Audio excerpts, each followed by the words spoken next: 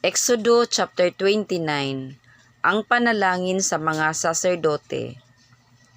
Ug kini mao ang pagabuhaton mo kanila aron sa pagbalaan kanila, aron sila mag-alagad kanako sa katungdanan sa pagkasaserdote.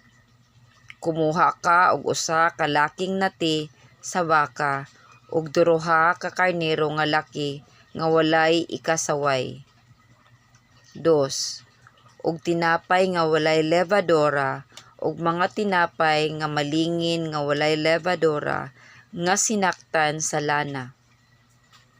Ug mga tinapay nga manipis nga walay levadora nga dinihugan og lana, nga kini pagabuhaton mo gikan sa harina sa trego. 3.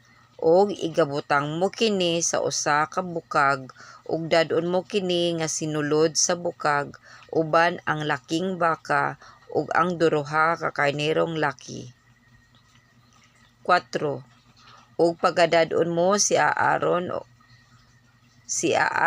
ug ang iyang mga anak nga lalaki sa pultahan sa balong-balong nga pagatiguman ug hugasan mo sila sa tubig. 5. Ug kuhaon mo ang mga bisti ug isulob mo kang Aaron ang sinina nga hataas ug ang kupo sa iphod ug ang iphod ug ang tabon sa dughan ug baksan mo sila sa maayong pagkahabol nga bakos sa iphod.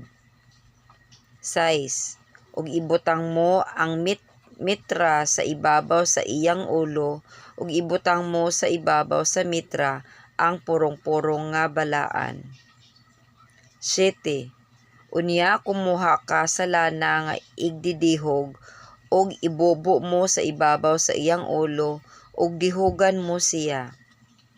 8. Ug pagadadon mo ang iyang mga anak nga lalaki ug suluban mo sila og mga bisti. 9.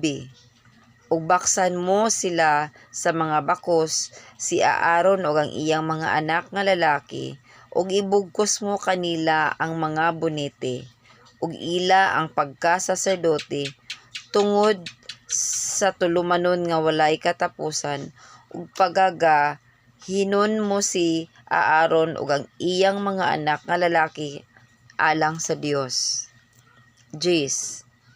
Pagadadon mo ang laking baka sa atubangan sa balong-balong nga pagatiguman ug si Aaron ug ang iyang mga anak nga lalaki magabutang sa ilang mga kamot sa ibabaw sa ulo sa laking baka. 11. Ug patyon mo ang laking baka sa atubangan ni Jehova ug sa pultahan sa balong-balong nga pagatiguman. 12. Ug kumuha ka sa dugo sa laking baka ug ibutang mo kana sa mga sungay sa halaran pinaagi sa imong tudlo ug ihuwad mo ang tanang dugo nga nahabilin sa tiilan sa halaran. 13. Ug kuhaon mo ang tanan nga tambok nga nagatabon sa mga tinai ug ang habol-habol sa atay ug ang duruha ka amimislon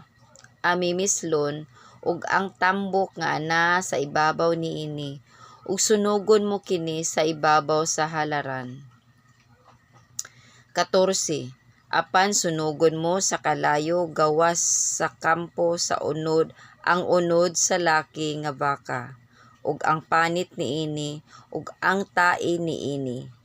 Kini mao ang halad tungod sa sala. 15. Magkuha ka usab og usa ka karnero nga laki ug si Aaron ug ang iyang mga anak nga lalaki magabutang sa ilang mga kamot sa ibabaw sa ulo sa karnero nga lalaki. 16. Ug patyon mo ang karnero nga laki ug kuhaon mo ang dugo niini ug isablig mo sa ibabaw sa halaran maglibot. 17. Ug hiwaon mo ang karnero nga laki sumala sa mga hiwa niini ug hugasan mo ang tinai niini ug ang mga paa niini ug ibutang mo kini uban sa mga hinimo ug uban sa ulo. 18. Ug sunugon mo ang tibuok nga karnero nga laki sa ibabaw sa halaran, mao kini ang halad nga sinunog alang kang Jehova. Kini may usa ka humot nga halad kang sinunog nga gisunog alang kang Jehova. 19. Ug kuhaon mo ang laing mga laking karnero, ug si Aaron ug ang iyang mga anak nga lalaki magabutang sa ilang mga kamot sa ibabaw sa ulo sa laking karnero. 20. Ug kuhaon mo ang laing mga laking karnero, ug si Aaron ug ang iyang mga anak nga lalaki magabutang sa ilang mga kamot sa ibabaw sa ulo sa laking karnero. 20. Ug patyon mo ang laking karnero, magkuha ka sa iyang dugo, ug ibutang mo sa ibabaw sa langugngog sa dalunggan nga tuo ni Aaron, ug sa ibabaw sa langudngod sa mga dalunggan nga tuo sa iyang mga anak nga lalaki, ug sa ibabaw sa kumalagko sa mga kamot nga tuo nila, ug sa ibabaw sa kumalagko sa mga tiil nga tuo nila, ug igasablig mo ang dugo sa ibabaw sa halaran nga maglibot. 21. Ug magakuha ka og dugo nga anaa sa ibabaw sa halaran ug sa lana nga igdidihog, ug sabligan mo sa ibabaw ni Aaron ug sa ibabaw sa iyang mga bisti ug sa ibabaw sa iyang mga anak nga lalaki ug sa ibabaw sa mga bisti nila, ug sila paggabalaanon, ug ang iyang mga bisti ug ang iyang mga anak nga lalaki ug ang iyang mga bisti sa iyang mga anak nga lalaki uban kaniya. 22. Unya, kuhaon mo ang tambok sa karnero nga laki ug ang matambok nga ikog ug ang tambok nga nagatabon sa tinai ug ang habol-habol sa atay ug ang duruha ka amimisyon ug ang tambok nga anaa sa ibabaw niini ug ang bahin sa likod haduol sa abaga nga tuo, kay mao kini ang karnero nga laki sa gahin alang sa Dios. 23. Ug usa ka buok nga tinapay ug usa ka tinapay nga gilanahan ug usa ka tinapay nga manipis gikan sa bukag sa mga tinapay nga walay levadura nga anaa sa atubangan ni Jehova. 24. Ug igabutang mo ang tanan nga mga kamot ni Aaron ug ang mga kamot sa iyang mga anak nga lalaki, ug itabyog mo kini alang sa halad nga tinabyog sa atubangan ni Jehova. 25. Ug kuhaon mo gikan sa ilang mga kamot ug dauban mo kini sa halaran sa ibabaw sa halad nga sinunog alang sa usa ka kahumot sa atubangan ni Jehova. Kini mao ang halad nga sinunog alang kang Jehova. 26. Ug kuhaon mo ang dughan sa laking karnero nga iya ni Aaron nga gigahin alang sa Dios, ug pagatabyugon mo kini alang sa pagkahalad nga tinabyog sa atubangan ni Jehova, ug kini mao ang bahin mo. 27. Ug balaanon mo ang dughan sa halad nga tinabyog ug ang paa sa halad nga binayaw nga tinabyog ug ibayaw gikan sa laking karnero nga gigahin alang sa Dios, bisan ang sa kang Aaron ug sa iyang mga anak nga lalaki. 28. Ug maiya ni Aaron ug sa iyang mga anak nga lalaki nga sa tulumanon nga walay katapusan gikan sa mga anak sa Israel, kay kini mao ang halad nga gibayaw ug pagkakuhaon gikan sa mga anak sa Israel gikan sa ilang mga halad sa pakigdait nga ilang halad nga gibayaw alang kang Jehova. 29. Ug ang mga bisti nga balaan ni Aaron mahaila sa iyang mga anak nga lalaki nga magasunod kaniya, aron pagdihugan sila uban niini, ug aron pagagahinon alang sa Dios uban niini. 30. Sa 7 ka adlaw ang anak nga lalaki mopuli kaniya sa pagkasaserdote magasuloob niini. Kung mosulod siya sa balong-balong nga pagatiguman sa pag-alagad sa dapit nga balaan. 31.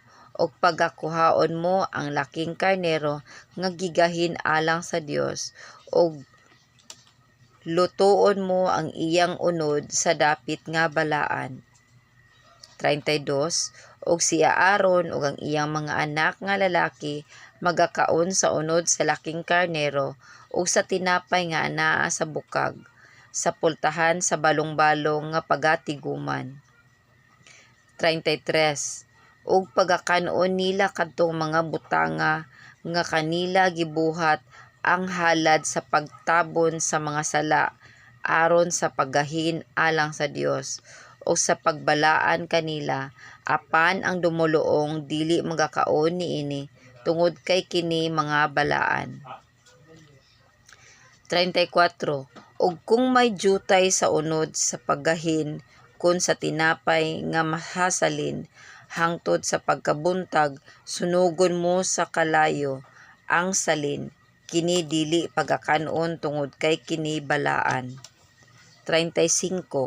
Busa, mao kini ang pagabuhaton mo kang Aaron ug sa iyang mga anak nga lalaki ingon sa tanan nga akong gisugo kanimo sa 7 ka adlaw, pagagahinon mo kini. 36. Ug sa matag adlaw magahalad ka og laking baka sa halad tungod sa sala alang sa pagtabon sa mga sala, ug pagahinluan mo ang halaran sa diha nga nagbuhat ka og halad sa pagtabon sa sala niini, ug dihugan mo kini aron sa pagbalaan niini. 37. Sa 7 ka adlaw pagabuhaton mo ang halad sa pagtabon sa sala alang sa halaran, ug pagabalaanon mo kini, ug ang halaran mamahimo nga labing balaan, bisan unsa nga butanga nga magadapat sa halaran pagabalaanon. 38. Karon kini mao ang igahalad mo sa ibabaw sa halaran: 2 ka nating karnero nga 1 ka tuig ang panuigon sa matag adlaw sa kanunay. 39. Ang 1 ka nating karnero igahalad mo sa buntag, ug ang 1 usab sa nating karnero sa pagkahapon. 40. Ug uban sa tagsa ka nating karnero, 1 ka ikapulo ka bahin sa 1 ka ipha sa harina nga sinaktan, sa ikaupat ka bahin sa 1 ka hen sa lana nga ginaling, ug ang ikaupat ka bahin sa 1 ka hen nga vino alang sa halad nga ilimnon. 41. Ug ang lain nga nating karnero igahalad mo sa pagkahapon nga pagabuhaton kini ingon sa halad nga kalanon sa buntag, ug ingon sa halad nga ilimnon niini alang sa 1 ka kahumot, ang halad nga sinunog alang kang Jehova.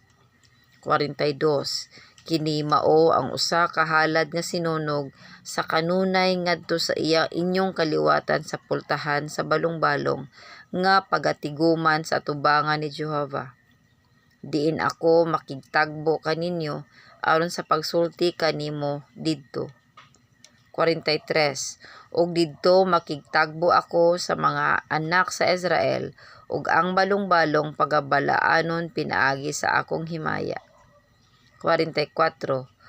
ug pagabalaanon ko ang balong-balong nga pagatiguman ug ang halaran, ingon man usab pagabalaanon ko si Aaron ug ang iyang mga anak nga lalaki aron sila mag-aalagad kanako sa katungdanan sa pagkasaserdote. 45 ug magapuyo ako sa taliwala sa mga anak sa Israel ug mamahimo ako nga ilang Dios.